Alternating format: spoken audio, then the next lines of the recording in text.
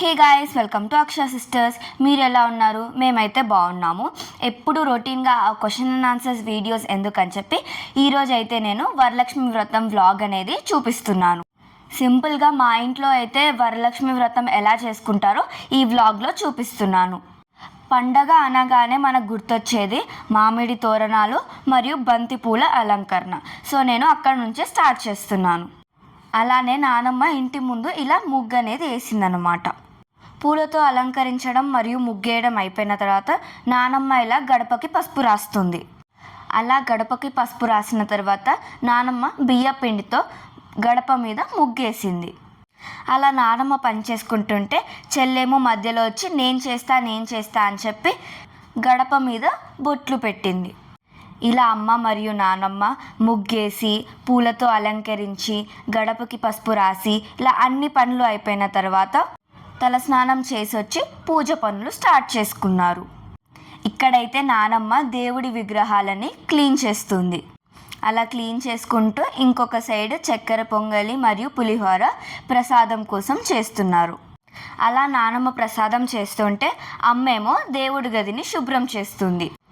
అలా శుభ్రం చేసుకొని అమ్మ ఇక్కడ దేవుడి గదిలో న్యూస్ పేపర్ అనేది వేసుకుంటుంది.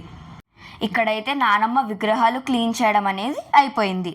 విగ్రహాలు క్లీన్ చేయడం అయిపోగానే నానమ్మ చక్కెర పొంగలి కోసం జీడిపప్పులు వేయించుతుంది. ఇలా ఎవరి పనులలో వాళ్ళు ఉంటే మా చెల్లేమో నేను అని చెప్పి దేవుడి ఫోటోలు క్లీన్ చేస్తుంది.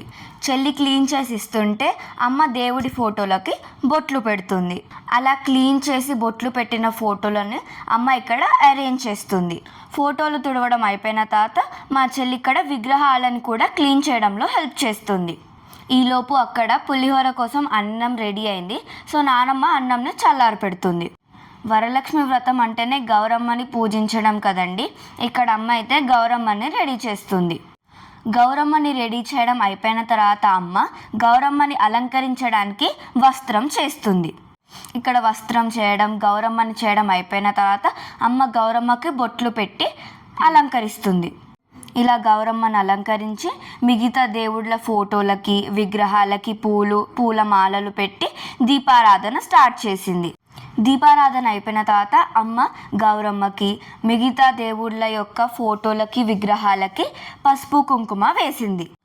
దీపారాధన తర్వాత అమ్మ చేసిన నైవేద్యాలన్నీ ఇస్తర్లో పెట్టి ఇలా దేవుడి దగ్గర పెట్టింది. అలానే అమ్మ దేవుడి దగ్గర కొత్త బట్టలు మరియు గాజులు కూడా పెట్టింది. అన్నీ అయిపోయిన తర్వాత అమ్మ ఇక్కడ కొబ్బరికాయ కొడుతుంది. చూసారా గైస్, ఎంత కొట్టినా కొబ్బరికాయ పగలట్లేదు అని అనుకునేసరికి కొబ్బరికాయ పగిలింది. ఇలా హారతి ఇచ్చిన తర్వాత తీర్థప్రసాదాలు తీసుకున్నాం. సో ఇలా జరిగింది గైస్ మా పూజ. మీ పూజ ఎలా జరిగిందో కామెంట్ సెక్షన్లో మెన్షన్ చేసేయండి. That's it for today's video. Please like, share and subscribe. Bye bye.